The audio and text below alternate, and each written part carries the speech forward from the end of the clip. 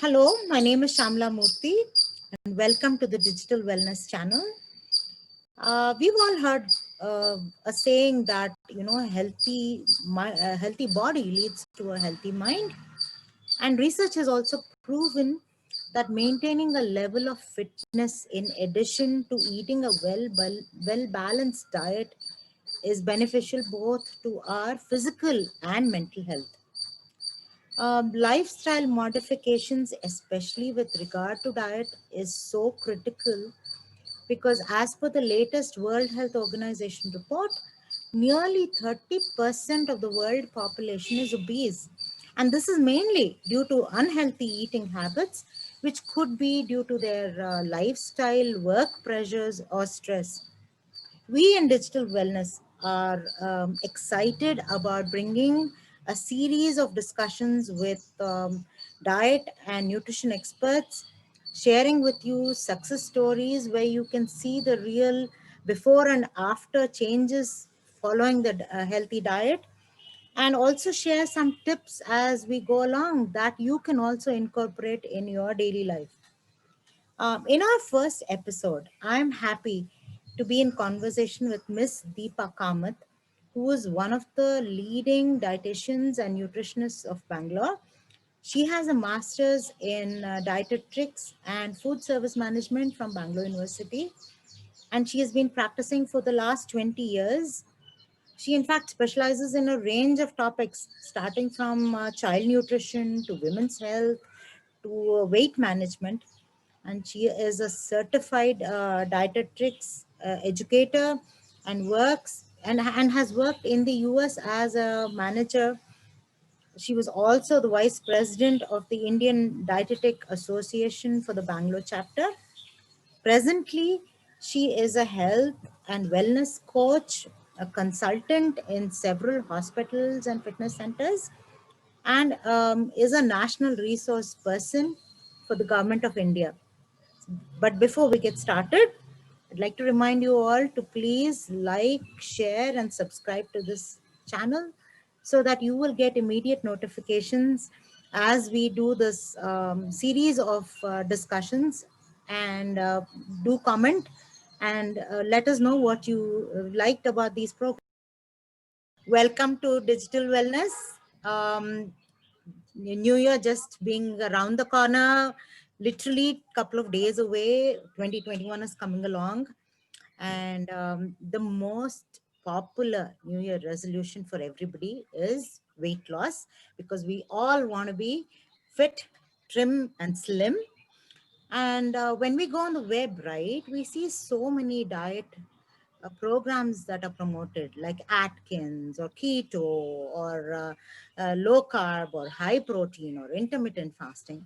And it's really confusing to pick the one that is right for a single person, because as a layman, we don't know which is the right diet to pick up.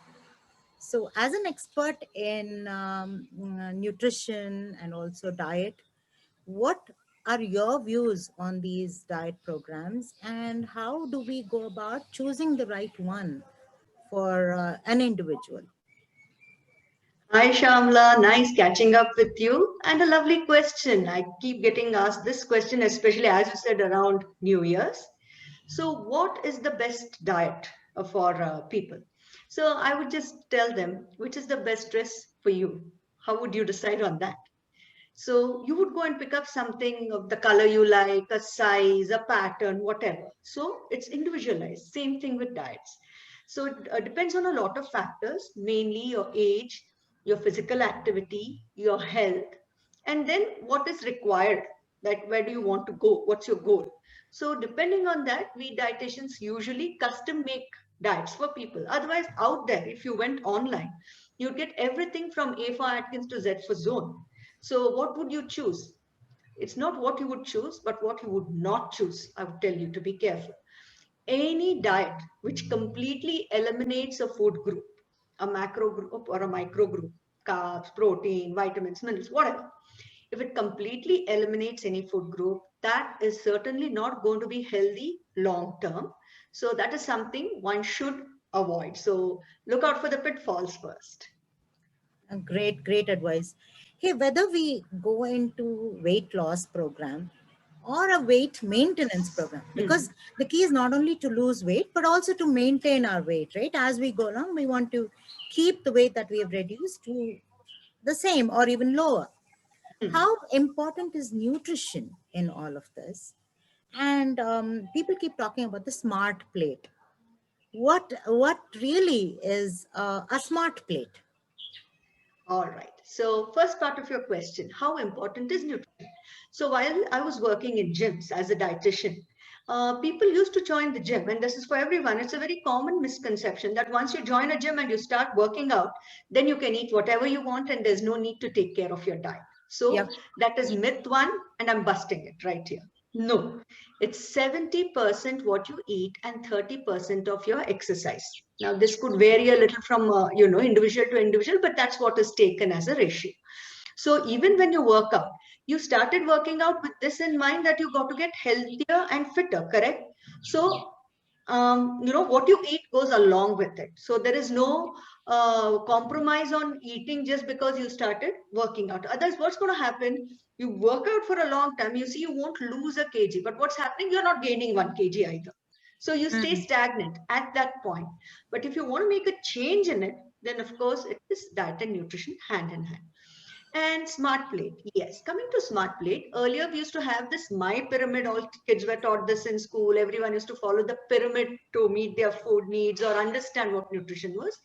This, since a couple of years, almost 10 years now, we've gone to the my plate system where it tells you how to eat healthy by looking into your plate. Now, this is much easier to explain. It's like you look into your plate, you look into your thali and see what is there. Do you see one portion of carbs? Do you see double the portion of protein? Do you see vegetables and fruits? Do you see a glass of milk now or some milk product? So this happens to be a healthy plate. Basically, we are turning the thali around. If you can think of an Indian thali, which has a Okay. big portion and three small portions. So Right. the big portion now is the vegetable and fruit. And in the three small portions, you have one portion is your protein, one portion is your carb, and one portion is some milk product. So that is my smart plate or my healthy plate. So I basically turn around, not fill the larger portion with rice or rotis, fill Yes, the larger portion with vegetables or fruits or yes. proteins, and then do the rest around the plate. Hey, that's a fantastic way of looking at the plate, because we normally did the other way around generally, because Correct. the main food item was rice or chapatis, right? Correct. So that would be the main item filled with vegetables all around the side. Yes. I've been hearing a lot of buzz about the superfoods. Hmm. What exactly are these superfoods? And really, is wheat or quinoa or any of the non-Indian grains, right, more Hmm. important or better for us than rice? Because as South Indians, rice is a staple, and we all, whether it's dosas or idlis or just plain rice, we do eat a lot of rice. So are these superfoods that important? And should we really switch to a more healthier grain? All right. So here's a couple of questions, kind of mixed, but let me simplify it for you. First thing is superfoods.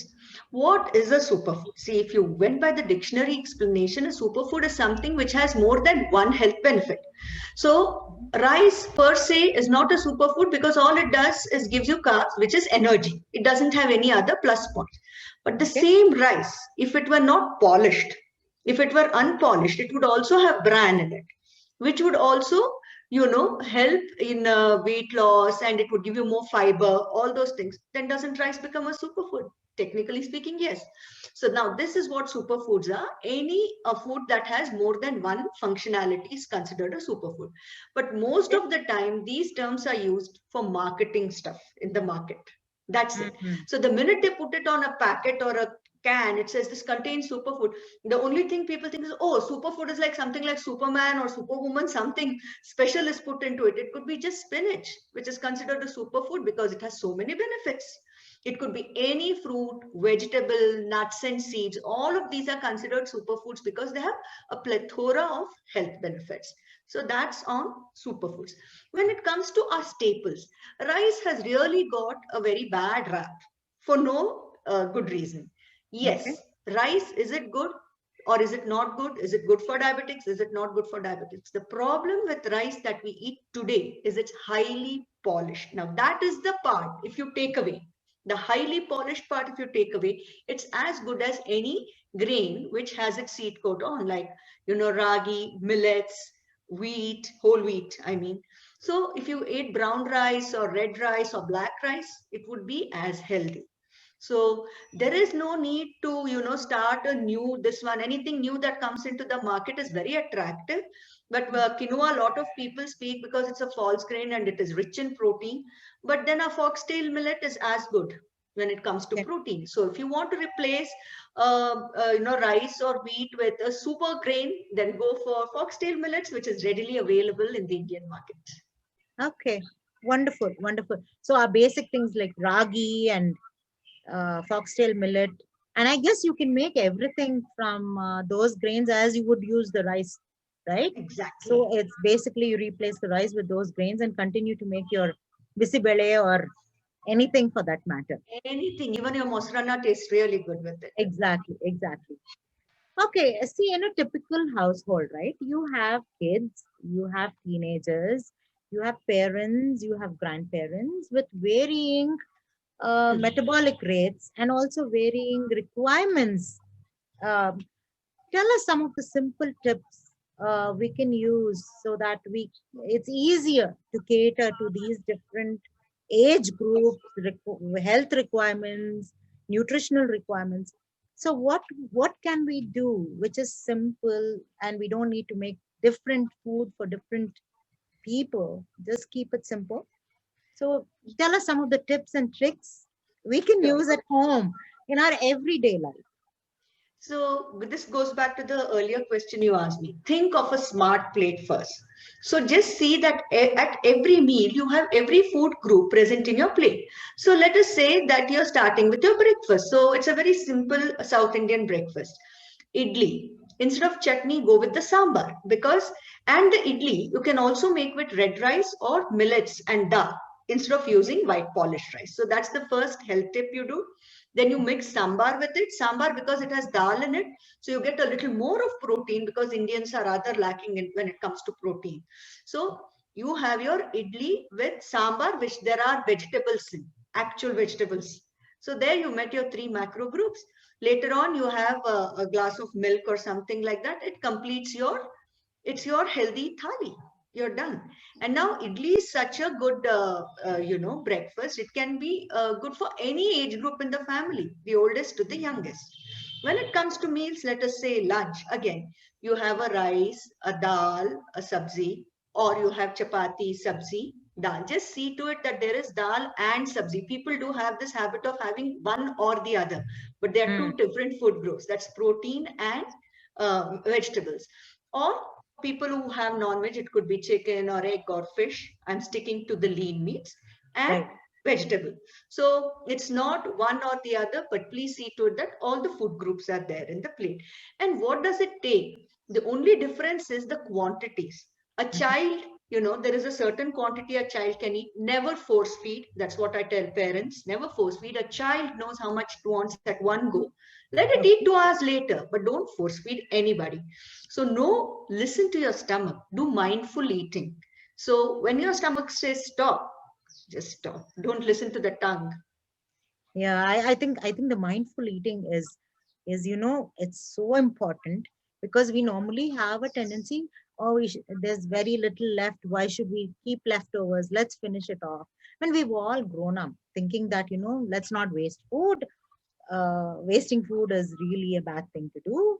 I think we need to get over that and make our plates smaller, maybe Yes. more frequent meals. Do you recommend frequent meals and like eat every couple of hours or so, but smaller portions? What? Yes, it's like your three main meals and two snacks in between. 5 meals a day, but keep to the portion control. That's very important. So I mean, I think you've opened my eyes, Deepa. Now, so many of these questions, especially when you read on Google, right? You don't know what is right, you don't know what is wrong, because when you hear it from an expert like you, I think that makes a whole lot of sense. Thank you so much for coming along and clarifying all these things for us. And I do hope 2021 will be COVID free and we can all stay happy and healthy. Thank you so much for having me on your show, and I'm here to answer any questions should you have more. Bye. Have a great end of the year and a very happy new year. Deepa, thanks a bunch. Bye bye. Bye. It was such a wonderful discussion with Deepa Kamath, and I really enjoyed talking to her. And I hope you liked our conversation too. We are planning several more episodes on diet and nutrition. Do stay tuned. In the meantime, please subscribe, like, and share our channel so that you will get immediate notifications. We want to wish you all a very happy and healthy 2021 and hope to see you soon with more episodes in the coming year. Thank you.